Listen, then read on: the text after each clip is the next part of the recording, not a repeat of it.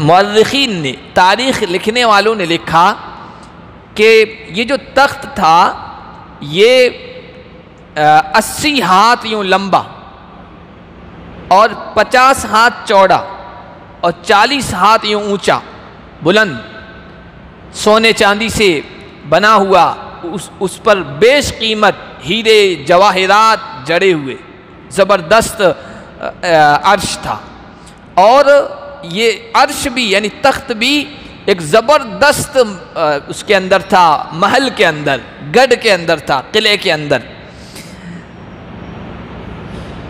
वजदतुहा व कौमहा यस्जुदून लिश्शम्स मिन दूनिल्लाह।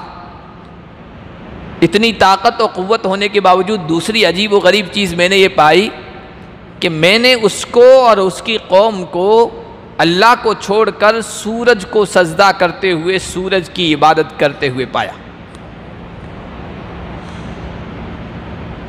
कहते हैं कि इसका जो किला था वो भी बहुत ज़बरदस्त था और किला इस अंदाज से बनाया हुआ था कि सूरज तुलू होता है, निकलता है, यानी मशरिक साइड में उस किले के अंदर ताकचे बने हुए थे।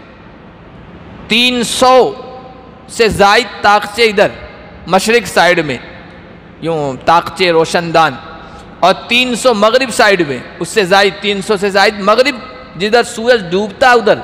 और इस अंदाज से बनाए गए थे कि जब सूरज तुलू होता था तो गोया एक दिन एक रोशनदान से उसकी रोशनी आ रही है, उसकी चमक आ रही है, और डूबता था तो जिस रोशनदान से रोशनी आ रही है उसके बिलमुकाबिल जो रोशनदान था उसके ज़रिए से वो दिखता था। और यही सूरज तुलू और गुरूब होते वक्त उसकी कौम सूर्य नमस्कार करती थी, सूर्य को पूजा करती थी, सूरज की पूजा करती थी। सूरज की पूजा करना बहुत पुराने ज़माने से चला आ रहा है। ईरानी लोग पूजा करते थे, मिस्री लोग सूरज की पूजा करते थे, हमारे यहाँ तो करते ही हैं। सुबह सवेरे आपने देखा होगा कि लोग पानी लेकर पीतल के लोटे में पानी चढ़ाते हैं, नमस्कार करते हैं। ये सूरज की पूजा है, उसकी ताज़ीम करते हैं, ताज़ीम बजा लाते हैं। तो इस अंदाज से वो सूरज की इबादत करते थे। इसीलिए हमारे यहाँ हमारी शरीयत में जिस मौके पर जिस वक्त ये अंदेशा हो कि किसी को लग सकता है कि ये सूरज की पूजा कर रहे हैं, नमाज मना कर दी गई। सुबह जब सूरज तुलू हो रहा हो, निकल रहा हो, कि आप नमाज नहीं पढ़ सकते।